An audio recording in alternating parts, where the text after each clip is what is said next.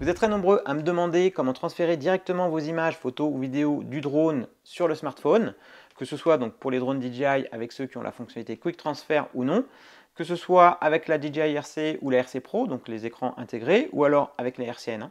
Et c'est justement ce qu'on va voir dans cette vidéo.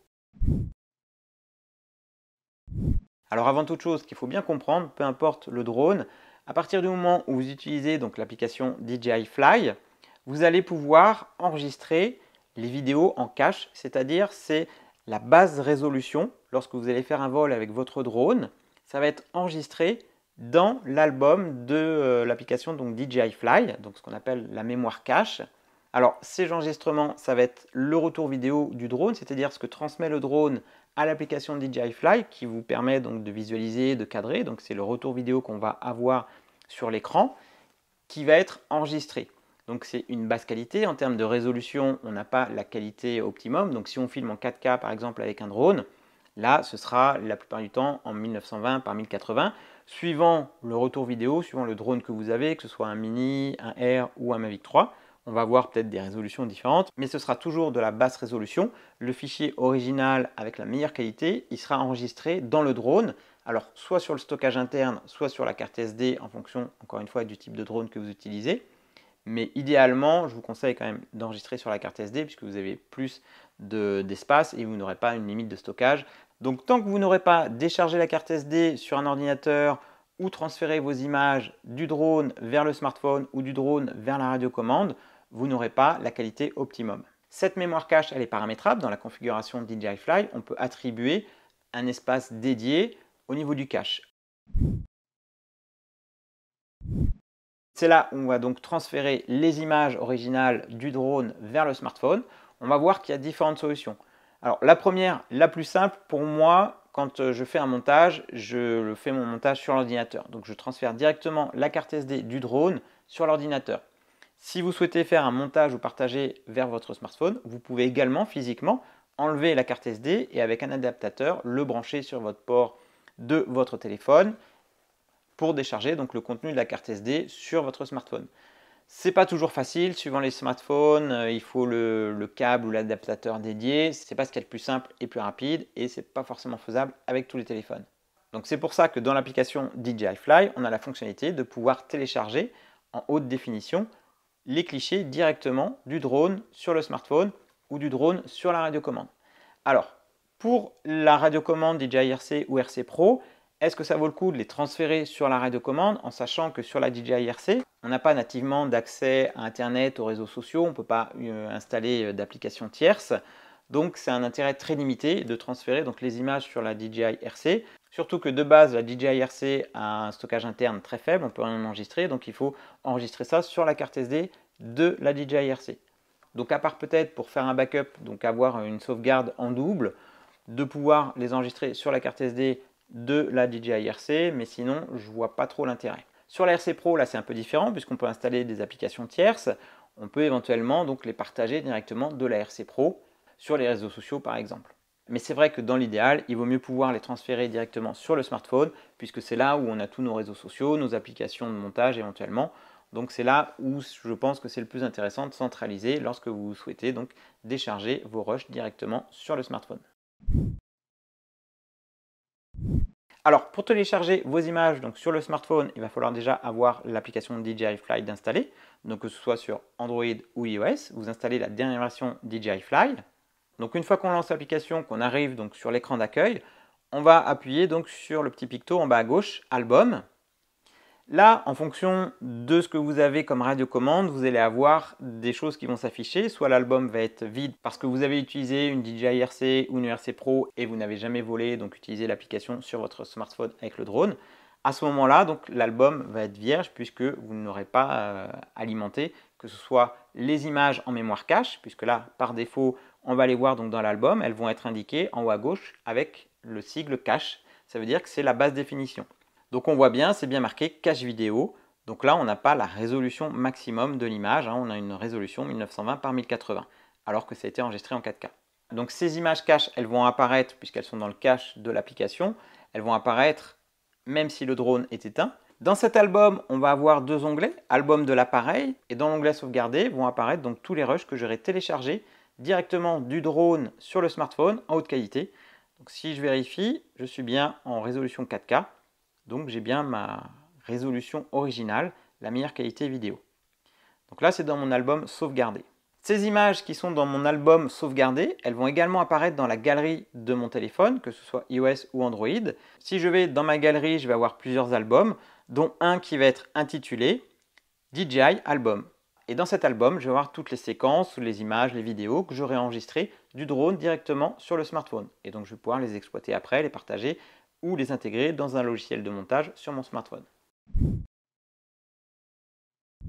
Maintenant, si on veut charger donc les images qui sont enregistrées dans le drone, dans la carte SD, on va allumer le drone pour qu'il puisse communiquer avec le smartphone. Deux options, soit vous avez Quick Transfer et à ce moment-là, ça peut se faire sans la radiocommande, soit vous n'avez pas Quick Transfer parce que le drone ne propose pas cette fonctionnalité. À ce moment-là, on passe par la DJI RC N1, donc on va la brancher, l'allumer. Soit j'accède à l'album avec la vue caméra et l'icône sous le déclencheur, où là j'accède donc au DJI Mini 2. On voit donc mon onglet album du drone allumé, donc le DJI Mini 2. On voit que j'ai rien. Donc, dans ma carte SD, je ne dois pas avoir de rush. Dans sauvegarder, j'ai quand même tout mon album DJI de tous les autres drones que j'ai enregistrés. Donc là par exemple, si j'enregistre juste une courte séquence,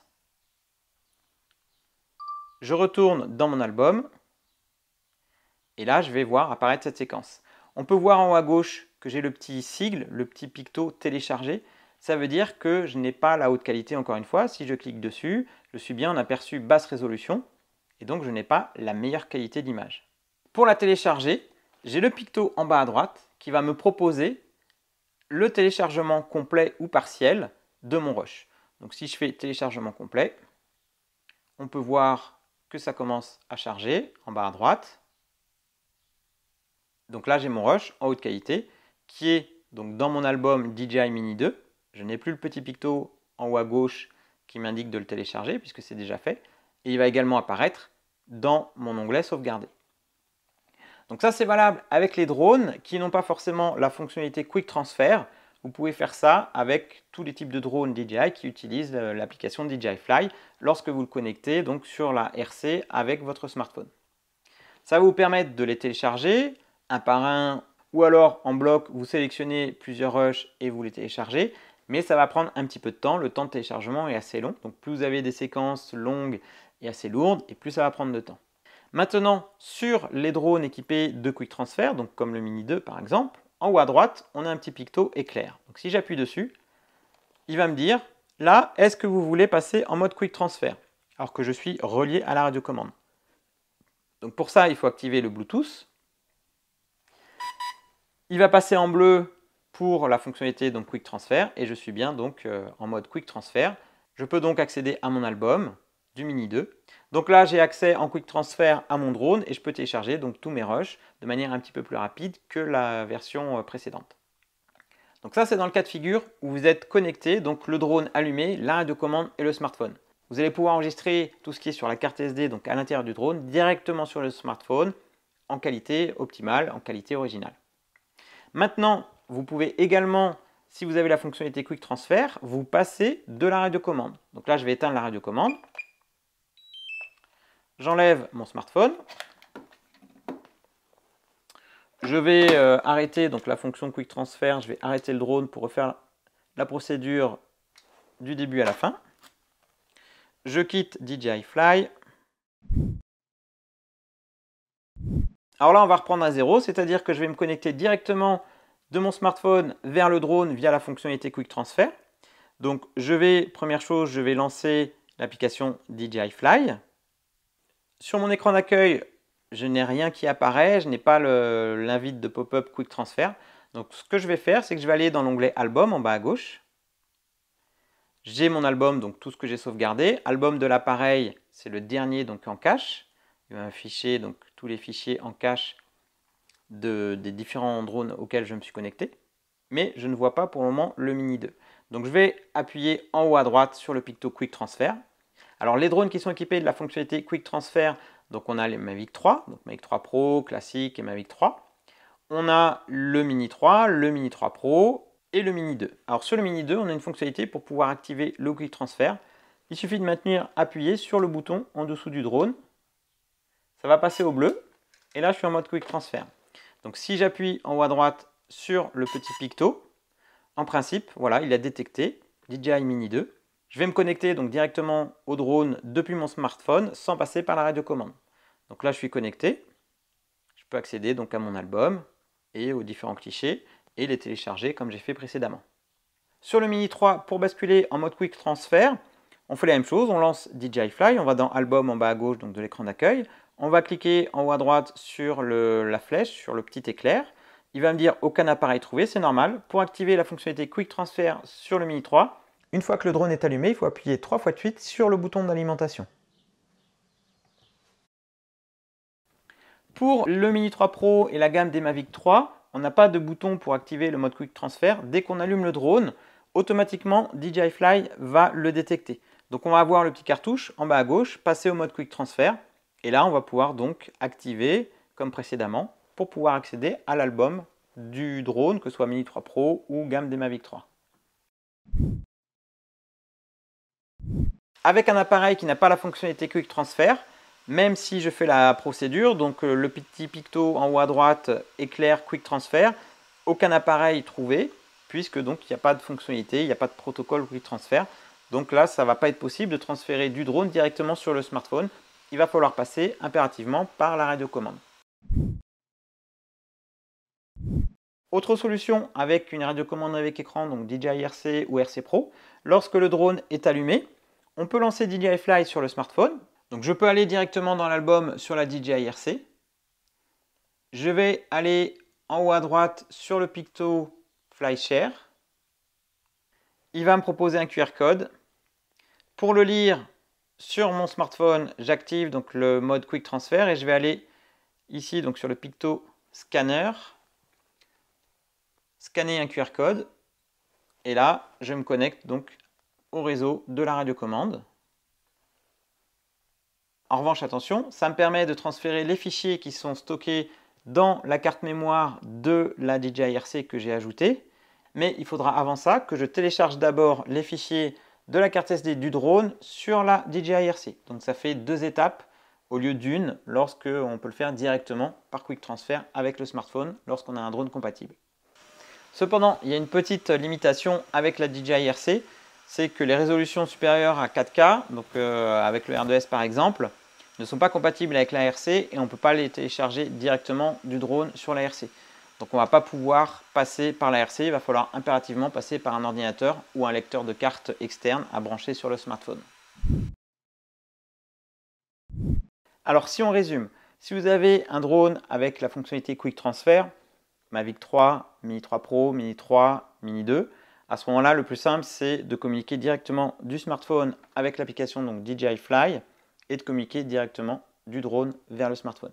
Si vous avez un drone équipé donc de la DJI RC ou de la RC Pro, si ce drone n'est pas équipé de la fonctionnalité Quick Transfer, donc le R2S par exemple, à ce moment-là, il faudra télécharger du drone sur la DJI RC et encore suivant la résolution, on verra que certains fichiers ne sont pas pris en charge et ensuite de la RC sur le smartphone. Mais là, encore une fois, c'est peut-être plus simple de passer par un ordinateur ou un lecteur de carte multimédia. Si vous avez un drone que vous utilisez avec la RCN1, à ce moment-là, vous mettez le smartphone et directement, donc vous passez du drone au smartphone en passant par la radiocommande. Donc la fonctionnalité pour communiquer du drone au smartphone, si vous avez Quick Transfer, c'est vous lancez DJI Fly sur le smartphone, vous allumez le drone, vous allez dans l'album, le petit picto en bas à gauche de l'écran d'accueil DJI Fly.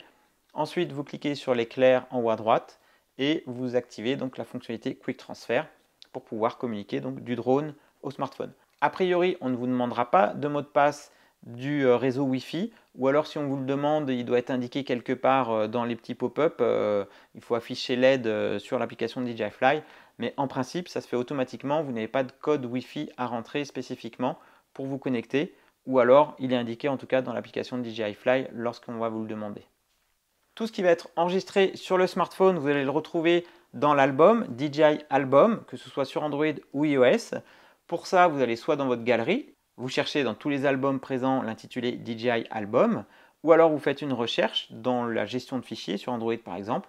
C'est DJI Album, alors DJI en majuscule, espace Album, Attention, si vous avez plusieurs versions d'installer comme DJI Go 4 ou DJI Go 5, DJI Go 5 correspond à DJI Fly, mais il se peut que vous ayez deux albums quand vous faites une recherche DJI Album.